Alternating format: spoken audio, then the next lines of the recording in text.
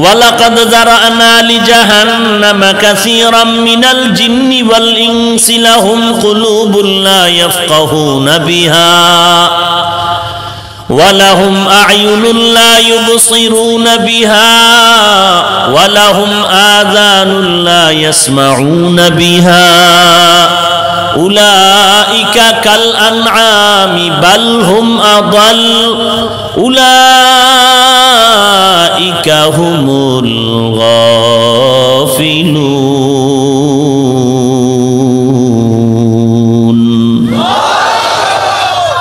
আল্লাহ তাআলা বলেন অধিকাংশ জিন আর মানুষ জাহান্নামে যাবে।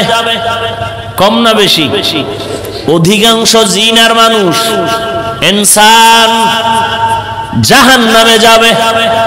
কেন? আমি আল্লাহ তাদের কলব দিলাম ফিকির করবে, ফিকির করে না।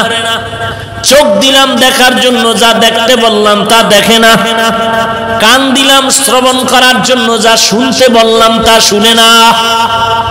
উলাইকা কাল আনআম, এই মানুষগুলো চতুষ্পদ জন্তু বলে না, বালহুম আদল, তার থেকেও খারাপ। তাদের পরিণাম ফল জাহান্নাম।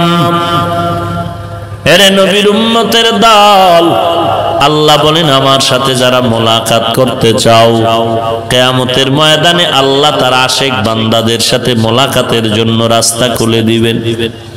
এক পর্যায়ে আল্লাহ কুদরতের পর্দা উঠাইয়া তার আশেক বান্দার সাথে মোলাকাতের ব্যবস্থা করবে। ওই মোলাকাত যদি তুমি পেতে চাও, জমিনের মধ্যে দুইটা কর্মসূচি পালন করো। এক নাম্বার, নেক আমল করো। নেক আমল কি? নামাজ পড়া, রোজা রাখা, নবীর সুন্নাত তরিকা অনুযায়ী চলা হলো নেক আমল। এক কথায় ফরজ, ওয়াজিব, সুন্নাত, মুস্তাহাব যেগুলো আছে এগুলো নেক আমল। গুনাহ বলতে সব হলো বদ আমল। এক কথায় ওই কাজ করা যাবে না যে কাজ করলে আল্লাহ বেজার। ব্যবসাও করেন, বাধা নাই। ঘুমাইবেন, তাও বাধা নাই। যদিও মুমিনকে ঘুমানোর জন্য পাঠান নাই, বাজার করার জন্য পাঠান নাই, খানার জন্য পাঠান নাই, এরপরও মুমিন যদি খানা খায় তাও ইবাদত, মুমিন যদি ঘুমায় যায় তাও ইবাদত। খানাটাও নেকের পাল্লায় ওজন হবে, ঘুমাইলেও নেকের পাল্লায় ওজন হবে। বান্দা বাজারে দোকানদারি করবে তাও নেকের পাল্লায় ওজন হবে। কেন? বিড়িটা নেই জন্য না, না, বান্দা আল্লাহর মুহাব্বত নিয়া নবীর তরিকা মতে যদি ব্যবসা করে, ওই ব্যবসার ব্যাপারে আল্লাহর রাসূল বলেন কিয়ামতের ময়দানে আমি নবীর সাথে জান্নাতে থাকবে। ফালইআমাল আমালান সালিহা,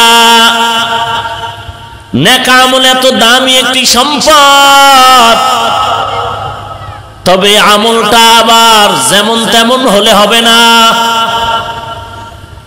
সাহাবায়ে কেরাম নামাজ পড়েছেন, আপনিও নামাজ পড়েন, আমিও নামাজ পড়ি। সবার নামাজের ভেতরগত হালাত তো এক না। নবমুসলিম নবীর হাতে কালেমা পড়ে মুসলমান হয়ে গেল।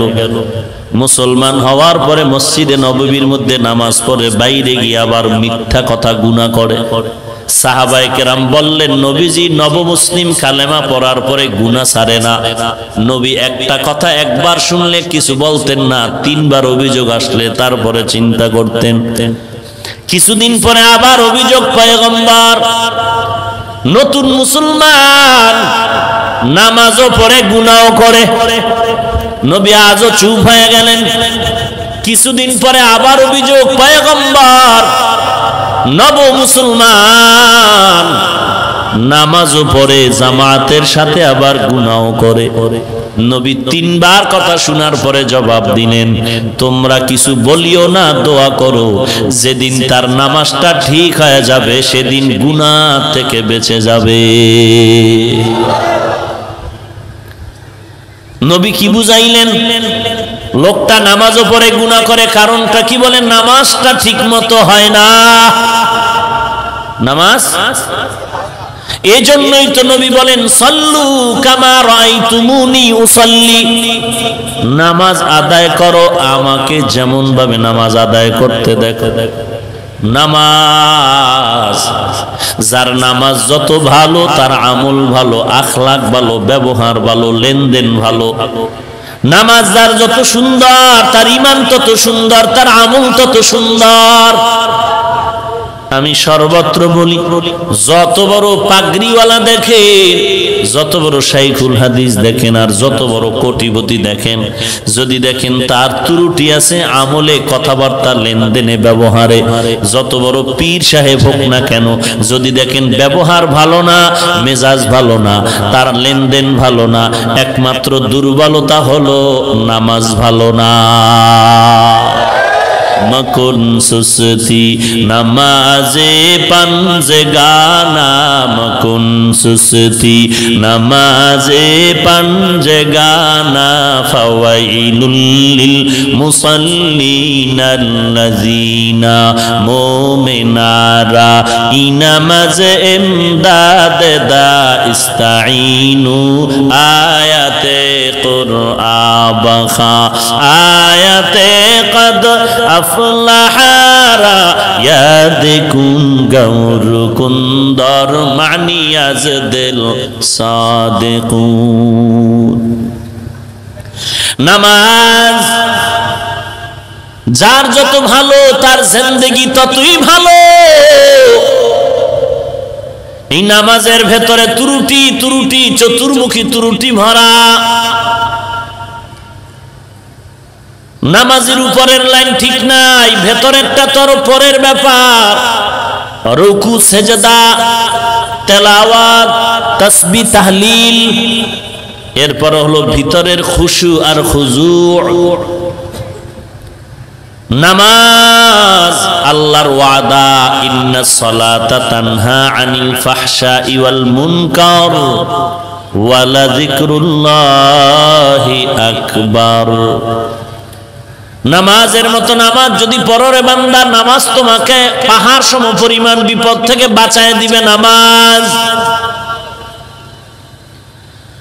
শাহজালাল রাহমাতুল্লাহ আলাইহি পাপিষ্ঠ গৌর গোবিন্দর থেকে সিলেটের জমিনে গৌর গোবিন্দের অত্যাচার, আক্রমণ আর জুলুম থেকে পরিত্রাণ পাওয়ার একটাই মাধ্যম হলো নামাজ। নামাজের মধ্যে কান্নার আওয়াজ, তাহাজ্জুদে নামাজে আল্লাহর দরবারে দোয়া করলেন। দোয়া করে আজান হয়ে গেল ফজরের। ফজরের আজান যখন শুরু হয়ে গেল, আজান শেষ, গৌর গোবিন্দর সব গোষ্ঠী সহ শেষ।